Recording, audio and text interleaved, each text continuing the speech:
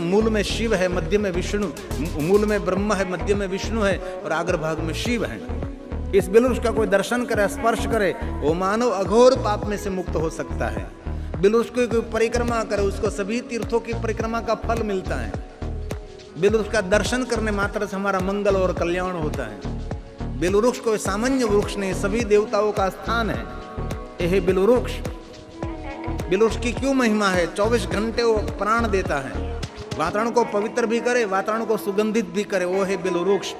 जितनी तुलसी जी की महिमा उसके समान बिल्व पत्र के भी, बिलवृक्ष की भी महिमा है। कोई भी साधना, उपासना, अनुष्ठान, पूजा अर्चन, भोजन बिलवृक्ष के नीचे करने से अधिक गुना, अनेक गुना पुण्य मिलता है।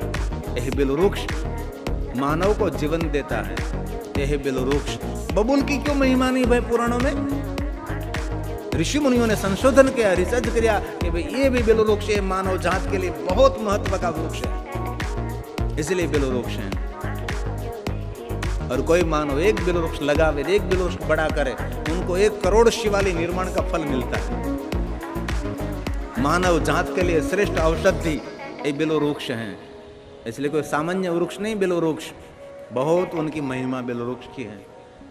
तो इसी पवित्र श्रावण मास में बिलवृक्ष प्रकट हुआ है और स्वयं शिव जी ने कहा, सुनो लक्ष्मी, इस पवित्र श्रावण मास में आपने मेरी साधना की और आपकी साधना के द्वारा बिलवृक्ष प्रकट हुआ है, इसलिए कोई पवित्र श्रावण मास में बिलवृक्ष के मेरी पूजा करे, बिल्व पत्र से मेरी पूजा करे, उसकी मैं कामना की पूर्ति करूंगा।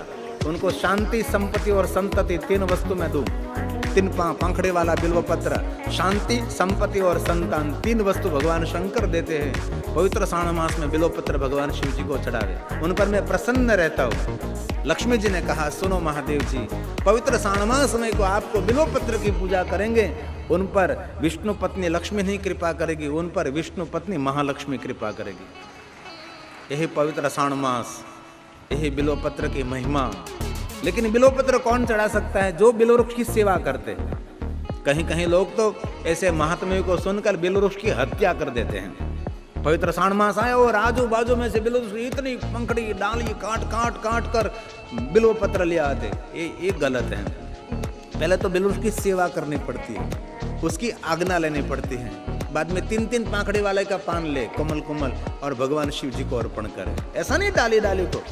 ये महाशिवरात्रि आई तो अगले दिन इतने बिलवृक्ष की हत्या की होगी लोगों ने, डाली काट कर इतने बिल्वपत्र। कभी बिलवृक्ष को जल नहीं चढ़ाया, कभी बिलवृक्ष को प्रणाम नहीं किया, कभी बिलवृक्ष लगाया नहीं, और बस तोड़ कर। ये तो अविवेक है। पहले तो बिलवृक्ष की सेवा करनी पड़ती है। और बिलवृक्ष क्या है? महादेव स्वरूपम बिल्ववृक्ष। बिल्वपत्र साक्षात, बिल्ववृक्ष साक्षात महादेव का स्वरूप है। उनका दर्शन करो, शिव का ही दर्शन है। उनका दर्शन करो, ब्रह्मा का दर्शन है। उनका दर्शन करो, विष्णु का दर्शन है, स्वयं शिव का दर्शन। यही बिल्ववृक्ष है, तो सामान्य वृक्ष नहीं बिल्ववृक्ष।